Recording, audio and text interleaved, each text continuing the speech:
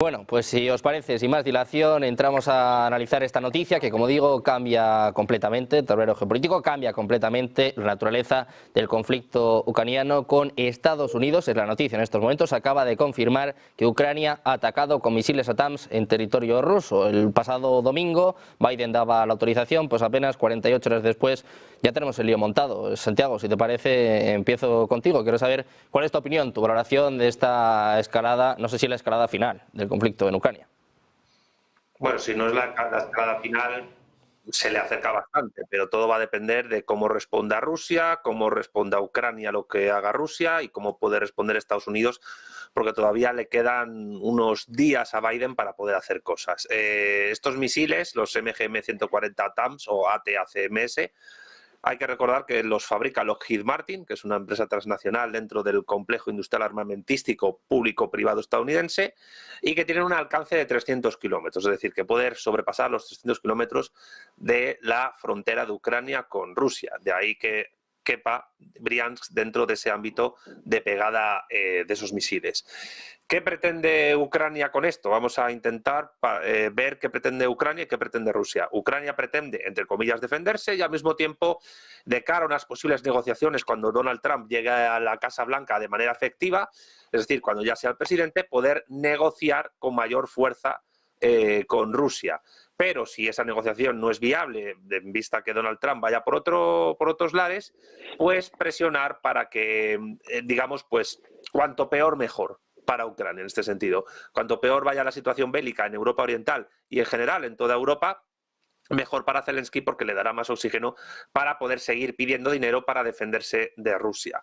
Ahora, ¿qué pretende Estados Unidos con esto? Bueno, a mi juicio creo que ahora mismo en la situación actual es complicado hablar de una posición homogénea en lo que respecta a distintos ámbitos de poder estadounidense, porque por una parte tenemos, digamos, al Partido Demócrata, al complejo industrial armamentístico estadounidense y aparte de los halcones neocon, que parece ser que algunos se están colocando en el próximo gobierno de Trump y otros están por fuera, que quieren, digamos, continuar con esa escalada bélica con respecto de Rusia, porque no olvidemos que hace unos años varios altos funcionarios de rango alto, vuelvo a decir, de los Estados Unidos habían afirmado en redes sociales, incluso se hizo un encuentro en el Parlamento Europeo en Bruselas sobre ello, asociando a Rusia con un imperio colonial que debe explosionar para que sus naciones oprimidas se liberen de ese yugo colonial, el yugo de Moscú.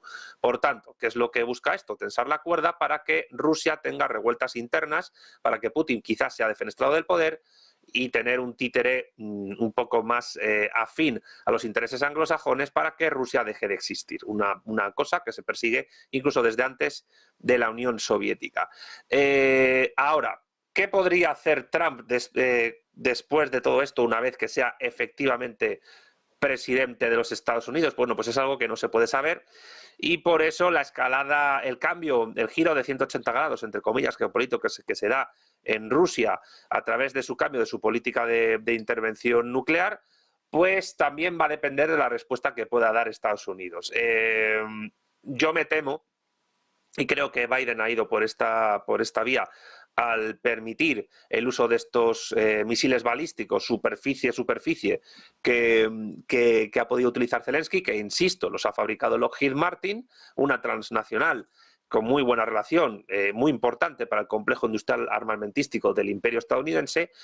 Yo creo que lo que se trata es de que Trump, a pesar del magnífico resultado electoral que ha tenido y del poder que ha cosechado en varias instituciones políticas estadounidenses, no tenga capacidad de maniobra, es decir, no sea un presidente con la libertad completa para que de forma soberana pueda llevar a cabo sus políticas exteriores, es decir, para llevar a cabo su política exterior en el sentido de centrarse más en Oriente Medio o en Oriente Próximo, en Asia Occidental, que en la guerra de Ucrania y acercarse más a Putin. Es decir, ahora mismo la patata caliente la va a tener Trump en cuanto gobierne. No sabemos cómo la va a resolver, porque también cabe preguntarse otra cosa. ¿Podría Estados Unidos sostener dos frentes geopolíticos intensos, calientes, uno con Rusia y otro con la República Popular China al mismo tiempo? ¿O va Trump a lograr concentrarse frente a China mientras que trata de alejar a Rusia de su intervención en Ucrania mediante una negociación incluso positiva para Putin, como comentamos hace 7 días en este mismo espacio televisivo? Pues todo eso está por ver.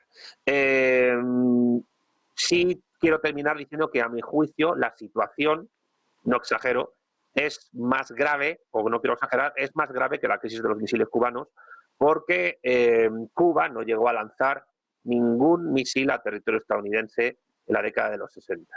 Y sin embargo, y a pesar de que tuvo la invasión de la Bahía de Cochinos, y sin embargo, Ucrania ya está lanzando, ya lanzaba antes misiles a territorio ruso, lo que pasa es que cada vez tiene más capacidad. La cuestión es, ¿cuál será el siguiente paso?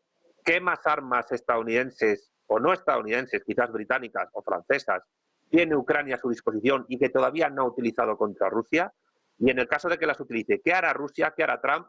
Todo esto son preguntas abiertas que, evidentemente, hasta que no lleguemos empíricamente a la situación, no podemos responder.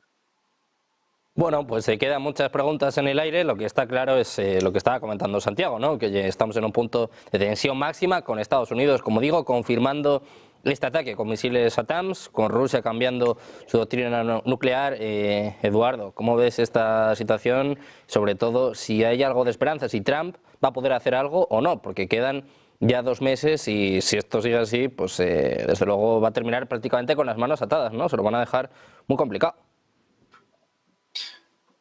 Creo que lo primero que hay que hacer es analizar los hechos. Y los hechos es que esos misiles ya estaba previsto que fuesen lanzados sobre el territorio ruso. Con esa intención se los cedió Estados Unidos. Ahora, bueno, pues les ha dado el permiso para hacer uso de ellos. Si analizamos el qué, entendemos un poco mejor la gravedad de la situación. Y el qué es que han atacado bases estratégicas. Han lanzado 13 misiles, 6 de ellos han alcanzado el objetivo, 7 han sido parados por las defensas rusas, todas dentro de Briansk, y es un objetivo militar. A ese objetivo militar Rusia responderá con una respuesta también a un objetivo militar, muy probablemente. El golpe será más duro, seguro que sí, pero digamos que estará en ese rango de conflicto. No estamos hablando de poblaciones civiles por el momento. Después hay que tener en cuenta que son misiles que tienen 300 kilómetros de radio, tierra a tierra, como ha señalado Santiago. Los han lanzado 70 kilómetros. Tampoco han penetrado profundamente Rusia. Rusia es inmensamente grande, ¿no? Lo dramático es que les hubieran dado misiles capaces de llegar a Leningrado, a Smolensk, a Volgogrado. Bueno, Volgogrado quizás esté dentro de su ámbito de alcance, ¿no? No pensemos en Minsk como capital de Bielorrusia. Al final es un ejercicio limitado en cuanto a la cobertura de ese golpe.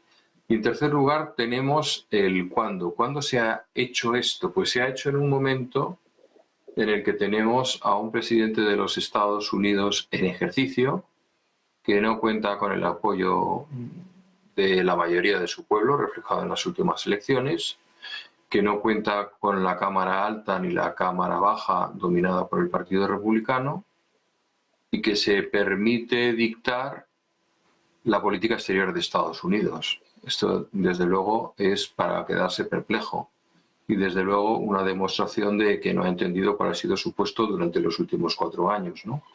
Los límites que tiene y cómo se debe comportar. Bien, ante eso hay, como se ha señalado anteriormente, ¿no, Santiago?, diversas hipótesis en el análisis. La primera de ellas es esa situación que se dio en su momento entre Kissinger y Nixon, en el que uno era el poli bueno y el otro era el poli malo a la hora de negociar con Vietnam del Norte.